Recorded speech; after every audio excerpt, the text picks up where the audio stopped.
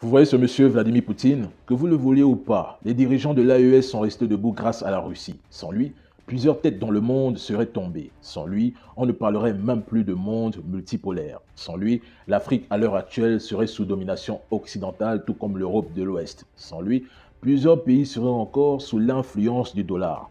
Petit rappel d'histoire. Depuis la création des États-Unis, les USA ont été en guerre durant 218 ans, ce qui représente 91% du temps de leur existence. Ce qui signifie que les États-Unis n'ont fait que la guerre à des pays en massacrant leur peuple. L'OTAN est une organisation criminelle et agressive qui ne connaît que le rapport de force. L'OTAN a été créée pour servir les intérêts américains. Et vous le savez, la Russie et la Chine sont les dernières barrières qui s'opposent à un monde unipolaire.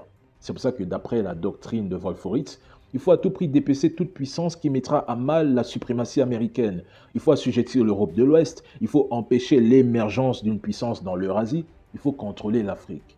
Prenons le cas de l'AES en Afrique. Vous croyez que si c'était si facile d'avoir l'AES, mais pourquoi depuis 60 ans on ne l'a pas fait? Vous croyez que Kadhafi, qu'ils ont exécuté devant nous, n'avait aucune vision de changement? Dès qu'Idriss Déby a commencé à dénoncer, ils l'ont exécuté. Ils ont pendu Saddam Hussein en rappelant aux Arabes que jamais vous ne devriez nous défier. Maintenant, dites-moi, vous croyez que la Russie a besoin de nos matières premières? Si oui, lesquelles? La Russie a tout. Mais les gars, allez-y étudier la Russie. Allez-y vous documenter. La Russie est une puissance en avance dans le temps. Ils ont 20 ans d'écart sur l'Europe en termes de technologie. Si l'Ukraine a battu la Russie, admettons, mais pourquoi les Occidentaux n'envahissent pas la Russie? Pourquoi Emmanuel Macron ne déclare-t-il pas la guerre à la Russie? Respectons ce monsieur, respectons Vladimir Poutine. Il fait pour son peuple ce que nos présidents doivent faire pour nous.